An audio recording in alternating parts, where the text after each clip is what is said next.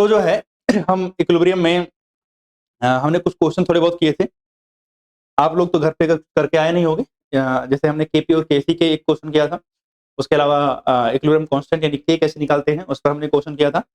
आज की क्लास का जो हमारा टॉपिक है वो है रिएक्शन क्वोशेंट। क्या है? Reaction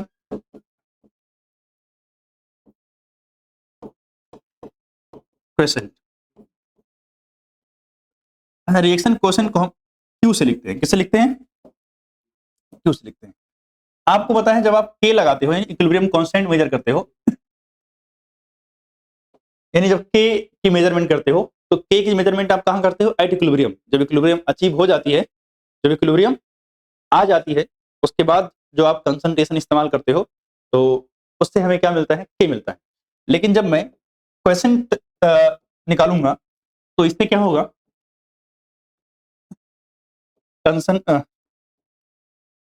measured at any concentration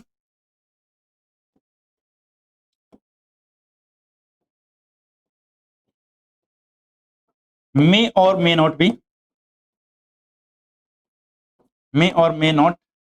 be equilibrium concentration. कह रहा है हम मेजरमेंट करेंगे किसी भी कंसंट्रेशन पे। जैसे आपको पता है मेरे पास एक रिएक्शन है A plus B gives C plus D. Stoichiometric coefficient small a small b small c small d। आपको पता है कि इसमें अगर मैं K निकालता तो कब निकालता? जब इक्विलिब्रियम आ जाती तब। सही बात है ना? बट इक्विलिब्रियम आई है नहीं आई है मुझे इस बात से कोई मतलब नहीं है, तो मैंने QC निकाला। यानी क्यू निकाला, आप QC भी बोल सकते हो। तो क्यू निकाला एट एनी कंसंट्रेशन। वो कंसंट्रेशन कुछ भी हो सकती है। तो कंसंट्रेशन ऑफ C की power C, concentration of D की power D, concentration of A की पावर A और कंसंट्रेशन ऑफ B की पावर D। आपको लग गया होगा सर ये तो फॉर्मूला इक्विलिब्रियम कांस्टेंट वाला एग्जैक्टली है। तो फॉर्मूला तो वही है, लेकिन ये बात है कि जो कंसंट्रेशन आप रख रहे हो, जब आप के लगाते थे तो कंसंट्रेशन कौन सी रखते थे? जब इक्विलिब्रियम आ जाती थी उस समय जो कंसंट्रेशन होती थी उसको यहां पुट किया जाता था।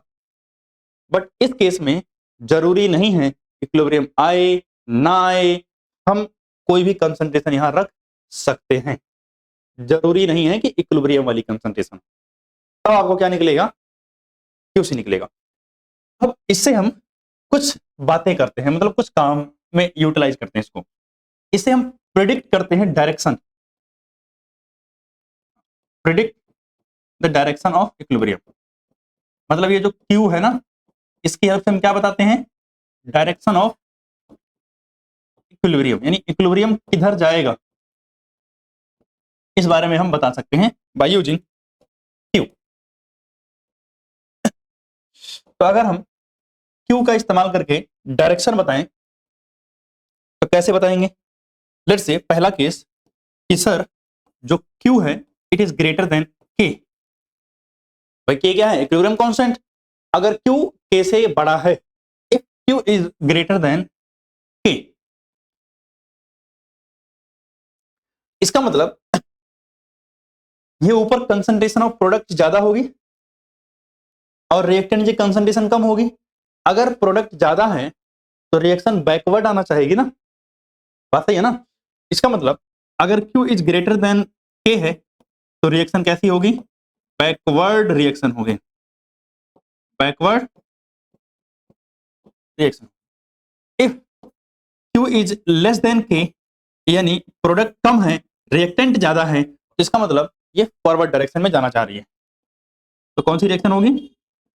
फॉरवर्ड रिएक्शन होगी। और अगर Q बराबर हो जाए K के तो भैया आप कहां पहुंच चुके हो? इक्विलिब्रियम पे। तो एट इक्विलिब्रियम हम कहां हैं? इक्विलिब्रियम पे। आई होप इतना तो आपको क्लियर हो गया। तो मतलब हम क्यू का इस्तेमाल करते हैं to predict the direction of the equilibrium कि इक्विलिब्रियम फॉरवर्ड डायरेक्शन में चल रही है, बैकवर्ड डायरेक्शन में चल रही है, कहाँ चल रही है, यानी रिएक्शन की डायरेक्शन क्या है, ये हम बता सकते हैं बाय यूजिंग क्यू। क्लियर है? और क्यू क्या होता है, जब हम कोई सी भी कंसंट्रेशन इस्तेमाल करें तो उससे जो वैल्यू निकल के आएगी वो क्यू आएगी। अगर आपने कंसंट्रेशन इक्विलिब्रियम वाली इस्तेमाल की तो जो वैल्यू निकल के आएगी वो क्या आएगी, के आएगी। ठीक है, क्लियर है बात यहाँ तक? अब देखते हैं factor affecting rate of reaction. ठीक, तो चलते हैं भाई साहब, factor affecting rate equilibrium constant. अगर इक्विलिब्रियम कांस्टेंट के फैक्टर की बात करें हम, तो पहला होता है the mode of representation of the reaction, यानी रिएक्शन को कैसे लिखे हो। बात सुनना मेरी बात, रिएक्शन को कैसे लिखो होगा क्या मतलब हुआ सर, जैसे अगर रिएक्शन मैंने लिखा आर से पी बन रहा है, इसका कांस्टेंट के है, तो पी से आर अगर बनेगा तो इसका कांस्टेंट 1/के होगा। क्या ये मैं ऑलरेडी समझा चुका हूं, ऑलरेडी पढ़ा चुका हूं। स्टोइकोमेट्री ऑफ द रिएक्शन, अगर मान लिया रिएक्शन से प्रोडक्ट बन रहा है, इसका स्टोइकोमेट्रिक कोएफिशिएंट 1 है और आर से पी बनने में मैंने इसमें 2 से मल्टीप्लाई कर दिया, अगर इसका के था तो इसका क्या होता है, के स्क्वायर। ऑलरेडी मैं पढ़ा चुका हूं, तो बगल वाला लिखना नहीं, मैं बता रहा हूं कि हाँ ये पढ़ा दिया मैंने। उसका बाद मल्टी स्टेप रिएक्शन का मतलब क्या है, मान लिया अगर ए से बी बन रहा है, इसका कांस्टेंट K1 है, और मान लिया बी से सी बन रहा है, इसका K2 है, तो टोटल जोड़ के कितना आएगा, मतलब अगर आप ऐड करोगे टोटल तो क्या आ जाएगा, बी से बी तो कैंसिल हो जाएगा, तो ए से सी बनेगा, और इसका जो के आएगा वो मैंने बताया था ना K1 इंटू में K2। अगर आप ऐड कर रहे हो और अगर सब्ट्रैक्ट कर रहे हो तो डिवाइड हो जाता है। क्लियर है, ये बात बता चुका हूं। टेम्परेचर, टेम्परेचर एक फैक्टर याद रखना कि टेम्परेचर पे डिपेंड करता है, ये आपको ध्यान रखना है कि टेम्परेचर पर इक्विलिब्रियम कांस्टेंट डिपेंड करता है। क्लियर है ना? अब मेरी बात सुना ध्यान से, कुछ थोड़ी सी बातें, इधर वाली बातें तो हम ऑलरेडी कर चुके हैं। अगर हम आते हैं इधर तो कुछ डाउट्स, ये संदेह हैं कुछ। कभी कभी हमें लगता है कि कंसंट्रेशन अगर हम रिएक्टेंट और प्रोडक्ट की बदलेंगे तो इससे इक्विलिब्रियम कांस्टेंट की वैल्यू बदल जाएगी, तो आपका ये भ्रम है, कंसंट्रेशन बदलने से इक्विलिब्रियम कांस्टेंट की वैल्यू नहीं बदलती है। तो कह रहा है equilibrium constant is independent of the following. Independent का मतलब डिपेंड नहीं करता है, किससे किससे, concentration of reactant and product पे, प्रेशर पे डिपेंड नहीं करेगा, वॉल्यूम पे डिपेंड नहीं करेगा, प्रेजेंस ऑफ कैटलिस्ट पे डिपेंड नहीं करेगा, प्रेजेंस ऑफ इनर्ट गैस पे डिपेंड नहीं करेगा। ये सब चीजें अगर हैं तो इससे इक्विलिब्रियम कांस्टेंट में कोई फर्क नहीं पड़ता। Equilibrium constant depends only on temperature, only on temperature for a given reaction. किसी गिवन रिएक्शन के लिए सिर्फ टेम्परेचर पे डिपेंड करता है और किसी चीज पे डिपेंड करता है। आई होप क्लियर है ना यहां तक, नोट डाउन करो, आगे चलते हैं। चल अब थोड़ी सी कुछ बात और, इधर देखना, अगर मान लिया इधर इंपॉर्टेंट पॉइंट्स, और वो क्या, इधर देखो, अगर k की वैल्यू ग्रेटर देन 10 की पावर 3 है तो क्या होगा, k की वैल्यू आई है जो 10 की पावर 3 से ज्यादा आई है, k की वैल्यू लेस देन 10 की पावर 3 है, और k की वैल्यू ऑलमोस्ट इक्वल टू क्या है, 10 की पावर 3 है। तो अगर ग्रेटर देन 10 की पावर 3 है तो ये होगा प्रोडक्ट डोमिनेटेड इक्विलिब्रियम। इसका मतलब क्या हुआ कि इस इक्विलिब्रियम के अंदर प्रोडक्ट क्या है, ज्यादा है, और रिएक्टेंट क्या है, कम। प्रोडक्ट क्या है, ज्यादा है, और रिएक्टेंट क्या है, कम। तो इसको हम बोलते हैं प्रोडक्ट डोमिनेटेड रिएक्शन। इसमें क्या होगा, कंसंट्रेशन ऑफ प्रोडक्ट ज्यादा होगा और कंसंट्रेशन ऑफ रिएक्टेंट क्या होगा, कम होगा। और अगर इसका उल्टा हो जाए तो रिएक्टेंट इस केस में ज्यादा होगा और प्रोडक्ट क्या हो जाएगा, कम।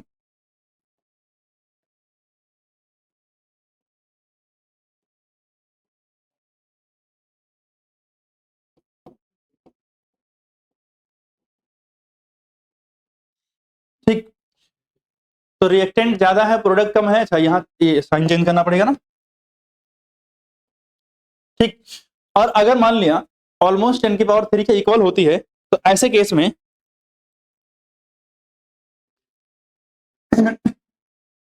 ये कुछ इस तरीके से k की वैल्यू ग्रेटर देन 10 की ग्रेटर नहीं, लेस देन ना, k की वैल्यू क्या होगी, लेस देन 10 की पावर 3 होगी, लेकिन ग्रेटर देन 10 की पावर -3 होगी। तो अगर ऐसा हो जाए ना तो आपको इक्विलिब्रियम मिक्सर मिलेगा। क्या मिलेगा? Equilibrium mixer. मतलब यहां पर आपको रिएक्टेंट एंड प्रोडक्ट का क्या मिलेगा? मिक्सर मिलेगा। यानी concentration of reactant is almost equal to concentration of product. यानी दोनों चीजें आपको मिक्सर के फॉर्म में मिलेंगी। दोनों चीजें किसमें मिलेंगी? मिक्सर के फॉर्म में। रिएक्टेंट भी मिलेगा और प्रोडक्ट भी देखने को मिलेगा। क्या? नहीं, इक्वल नहीं है, ऑलमोस्ट इक्वल है। क्या है? ऑलमोस्ट इक्वल है। अब हमारे पास शांत रहोगे, जो अगला टॉपिक आता है उसका नाम है degree of dissociation. Degree of dissociation. Degree of dissociation. तो अगर हम डिग्री ऑफ डिसोसिएशन की बात करें बच्चे, तो इसको हम डिनोट करते हैं किससे? अल्फा से। किससे डिनोट करते हैं? अल्फा से। और डिग्री ऑफ डिसोसिएशन वाला टॉपिक जो है ये बहुत ही ज्यादा इंपॉर्टेंट है, यहाँ से क्वेश्चंस आते हैं। तो कैसे क्वेश्चन आएंगे वो हम देखेंगे। पहली बात तो डिग्री ऑफ डिसोसिएशन क्या है? अल्फा है। अल्फा का जो फॉर्मूला होता है वो होता है number of moles dissociated, number of moles dissociated, यानी कितने मोल डिसोसिएट हो चुके हैं, इसको आप डिनोट कर सकते हो एक्स से, ठीक है ना, अपॉन में इनिशियल मोल्स, अपॉन में इनिशियल, यानी आपके स्टार्टिंग में कितने मोल्स थे। तो आप चाहो तो अल्फा का फॉर्मूला बन के आ जाएगा एक्स अपॉन में ए, या फिर आप अगर परसेंटेज में निकालना चाहो तो अल्फा इज इक्वल टू हो जाएगा एक्स अपॉन में ए, और मल्टीप्लाई किससे कर दोगे? 100 से, तो आपका आ जाएगा परसेंटेज। क्या आ जाएगा? परसेंटेज। क्लियर है बात? अब इस टॉपिक पे हमें सीधा करने हैं क्वेश्चंस, क्योंकि कैसे अप्लाई करना है ये हमें क्वेश्चंस में पता चलेगा, ठीक है। चल, क्वेश्चन है if 3 mole of PCl5 reacted according to following reaction, according to following reaction, नीचे दी हुई रिएक्शन के हिसाब से रिएक्ट किया, और नीचे दी हुई रिएक्शन क्या है? PCl5 gives PCl3 और प्लस Cl2, यानी इस रिएक्शन के हिसाब से रिएक्शन हुई।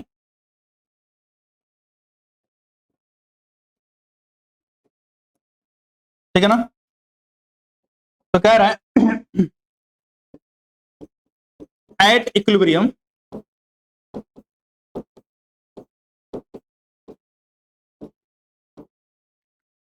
2 moles of Cl2 gas present,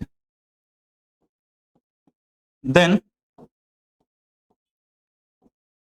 calculate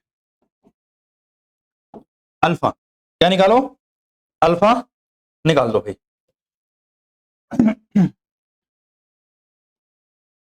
क्या निकाल दो? अल्फा निकाल दो। ठीक है भाई साहब, निकाल देते हैं अल्फा। तो हमें ध्यान से सुनना यार, रिएक्शन कौन सी दे रखी है? PCl5 से क्या बन रहा है? PCl3 बन रहा है, और प्लस क्या बन रहा है? Cl2 बन रहा है, ठीक है ना। अगर मैं मान लूं कि इनिशियल कितने मोल दे रखे हैं मुझे, मान क्या लूं, दे ही रखे हैं, तो T इज इक्वल टू 0, जब समय 0 था तो 3 मोल इसके थे। अगर रिएक्शन स्टार्ट नहीं हुई है तो सर ये तो 0 0 रहे होंगे।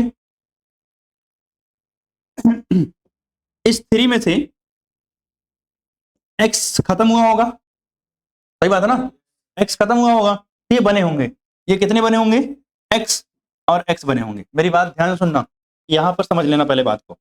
मैंने बोला X खत्म हुए हैं, अगर मान लिया मुझे यहाँ स्टोइकोमेट्रिक कोएफिशिएंट लगा होता 2, अभी लगा नहीं है, मान लिया यहाँ लगा होता 2, तो ये कितने खत्म होते हैं, 2x। मान लिया यहाँ लगा होता 2, तो ये कितना बनता, 2x। यहाँ लगा है 1, तो कितना बनेगा, x बनेगा। समझ आई बात ना। तो मतलब ये सब कुछ बनना और घटना किसके बेस पे चल रहा है, अकॉर्डिंग टू स्टोइकोमेट्रिक कोएफिशिएंट। तो मान लिया यहाँ 3 थे, यहाँ कितना है, कुछ भी नहीं है, तो 1 है, तो मतलब हम क्या बोलेंगे कि कितना खत्म हुआ, x। तो ये बनेगा कितना, x, और ये बनेगा कितना, x। और ये वाली कंडीशन क्या है, एट इक्विलिब्रियम, जब इक्विलिब्रियम आ गए तब। अब ये बताओ ये कंसंट्रेशन क्या है, इक्विलिब्रियम की है ना। मतलब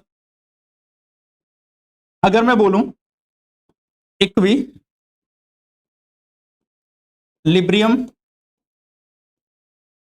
कंसंट्रेशन ऑफ Cl2 कितना है, x है, और आपको इक्विलिब्रियम कंसंट्रेशन ऑफ Cl2 कितना दे रखा है, 2 मोल। तो सीधा सीधा मैं बोल सकता हूं कि x की वैल्यू 2 दे रखी है।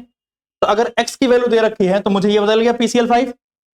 तो इनिशियल यानी स्टार्टिंग में PCl5 कितना था, 3 मोल, तो उसको बोलते हैं A। चलो लिख देता हूं मैं, इनिशियल कंसंट्रेशन ऑफ PCl5 कितना दे रखी है, 3। और इनिशियल कंसंट्रेशन को हम कौन से सिंबल से लिखते हैं, A से ना। A इज इक्वल टू कितना है, 3 मोल। आप बताओ फाइनल या equilibrium, equilibrium concentration of PCl5 कितना है, अरे बोलो कितना है, 3 माइनस 2, तो कितना हो गया, 1 ना, 1 मोल। तो बचा 1 मोल है, पहले कितना था, 3 मोल, बाद में कितना बचा, 1 मोल, तो कितने मोल डिसोसिएट हो गए। वैसे x की वैल्यू आपको पता है, कितने मोल डिसोसिएट हुए, 2 ही मोल तो डिसोसिएट हुए हैं ना। तो आपको पता है अल्फा का फॉर्मूला क्या होता है, x अपॉन में a। x की वैल्यू आपको 2 पता है, तो सर 2 अपॉन में a की वैल्यू कितनी पता है, 3 पता है, तो आंसर कितना आ गया, 2 अपॉन में 3 यानी 0.6666। हाँ ठीक, तो ये आ जाएगा आपका इक्विलिब्रियम कंसंट्रेशन। क्लियर है बात यहां तक। तो अगर ये वाला क्वेश्चन देखें हम, यानी पीछे ये वाला क्वेश्चन हमने कर लिया, इसके बाद इस क्वेश्चन को देखते हैं तो क्या कह रहा है, 2A to B यानी 2A से एक B बनता है। कह रहा था given reaction is started with 8 moles of A, यानी स्टार्टिंग में हमारे पास 8 मोल A का था, एक क्लोज कंटेनर के अंदर, उस कंटेनर का वॉल्यूम कितना है, 10 लीटर। कह रहा at equilibrium the concentration of B, यानी B की कंसंट्रेशन कितनी थी, 0.2 मोल थी। Determine the DOD of A, degree of dissociation A, total moles of equilibrium mixture, total moles निकालने हैं, और Kc निकालना है, यानी Kc की वैल्यू कितनी होगी ये पता करना है। ठीक है ना। अब मेरी बात ध्यान से समझना और सुनना। सबसे पहले अगर हम बात करते हैं कि मेरे पास क्या है, स्टार्टिंग में 2A है और ये इक्विलिब्रियम पे है, और इससे क्या बन रहा है, B बन रहा है। क्लियर है बात। स्टार्टिंग में कितना दे रखा है, 8 मोल्स। कितने दे रखे हैं, 8 मोल्स। तो हमारे पास इनिशियल यानी T इज इक्वल टू 0 पर कितने मोल्स हैं, 8 मोल्स। तो ऑब्वियसली इसके कितने होंगे, 0 होंगे। बाद में क्या हुआ, एट इक्विलिब्रियम, तो ये 8 माइनस x नहीं, स्टोइकोमेट्रिक कोएफिशिएंट 2 है, तो कितना हो जाएगा, 2x, और ये कितना बनेगा, x बनेगा। कितना बनेगा, x बनेगा। अब मेरी बात ध्यान से सुनना, ये क्या है, ये क्या है, number of moles at equilibrium. क्या है, number of moles at equilibrium. तो कंसंट्रेशन ऑफ A, और यहां नीचे लिख रहा हूं इक्विलिब्रियम, कितना हो जाएगा sir, 8 minus 2x divided by 10। क्यों 10 से डिवाइड किया, अरे ये नंबर ऑफ मोल्स हैं, कंसंट्रेशन क्या होती है, कंसंट्रेशन क्या होती है, number of moles divided by volume होती है ना। तो वॉल्यूम 10 लीटर था तो 10 से डिवाइड कर दिया। दूसरा बताओ, अगर हम बात करें, अगर हम कंसंट्रेशन ऑफ बी निकालें एट इक्विलिब्रियम तो कितना आएगा सर, x अपॉन में 10 आएगा, आया कि नहीं आएगा। और कंसंट्रेशन ऑफ बी ऑलरेडी हमें बता रखा है कितना है, 0.2 मोलर है, ठीक है ना। तो कंसंट्रेशन ऑफ बी कितना है, 0.2 इज इक्वल टू कितना, x अपॉन में कितना 10। तो अगर मैं क्रॉस मल्टीप्लाई करूंगा तो x इज इक्वल टू कितना आ जाएगा, 2 आ जाएगा। आएगा या नहीं आएगा, आ गया, इन x की वैल्यू मुझे 2 मिल गई, सही बात है ना। तो अब अगर मुझे कंसंट्रेशन ऑफ ए निकालना है, अगर कंसंट्रेशन ऑफ ए निकालना है, इसको एक काम करता हूं ऐसे नीचे यहां ले आता हूं ना। तो अगर हम now concentration of A at equilibrium is equal to कितना आ जाएगा, जल्दी बताओ मुझे। 8 माइनस 2 इंटू में 2 डिवाइडेड बाई कितना हो जाएगा, 4 अपॉन में मतलब 0.4 मोलर। तो इक्विलिब्रियम की कंसंट्रेशन आ गई 0.4 मोलर, और कंसंट्रेशन ऑफ बी इक्विलिब्रियम पे कितनी थी बताओ जल्दी से, 0.2 मोलर। तो ये दोनों मिल गए मुझे। क्यों ये दोनों निकाला है, क्योंकि केसी निकालना है और केसी के लिए दोनों की कंसंट्रेशन हमें चाहिए होगी। तो यहां तक बात समझ आई, कोई समस्या, दुख, दर्द, पीड़ा कुछ भी है नहीं, ठीक है।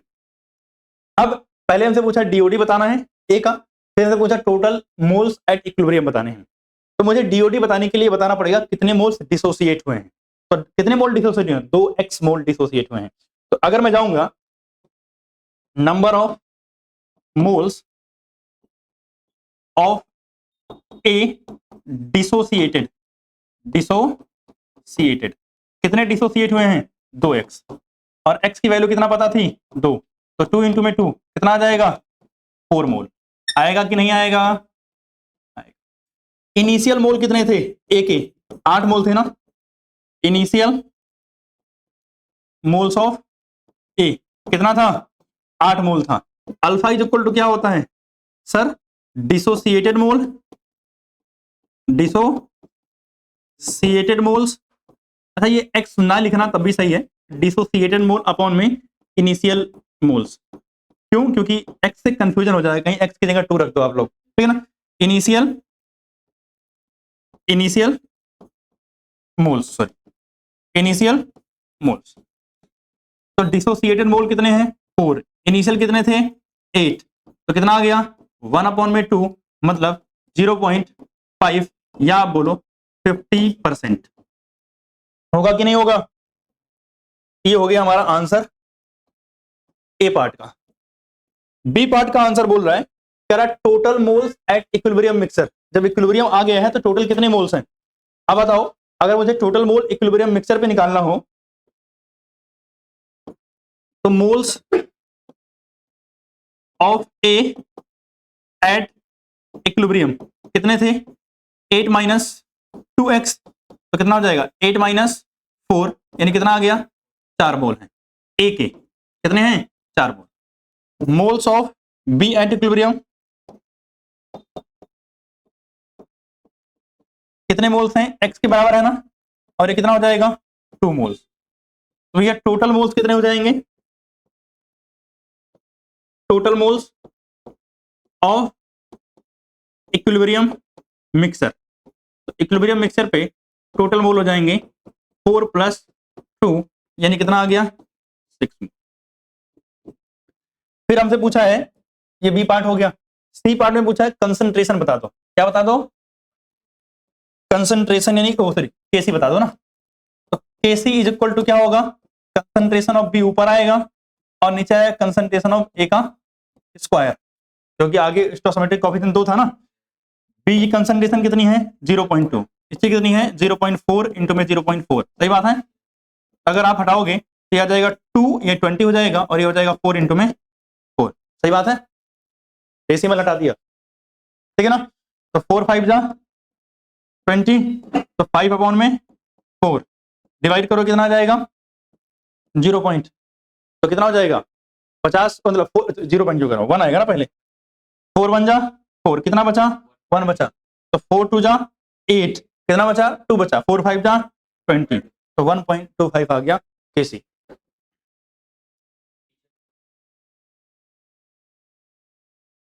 तो आज के लिए बस यहीं तक। अब एक लास्ट टॉपिक बचा हुआ है हमारे पास इसमें, ली चैटर्जियर प्रिंसिपल और एप्लीकेशन क्या है, मतलब इक्विलिब्रियम का, केमिकल इक्विलिब्रियम का, उसको हम देखेंगे अगली क्लास में और खत्म करेंगे मतलब इस टॉपिक को पूरा। ठीक है, नहीं चैप्टर के बाद तो आयनिक इक्विलिब्रियम है अभी, तो आयनिक इक्विलिब्रियम ही पढ़ना है, तो अगली क्लास में इसको फिनिश करेंगे। ठीक है।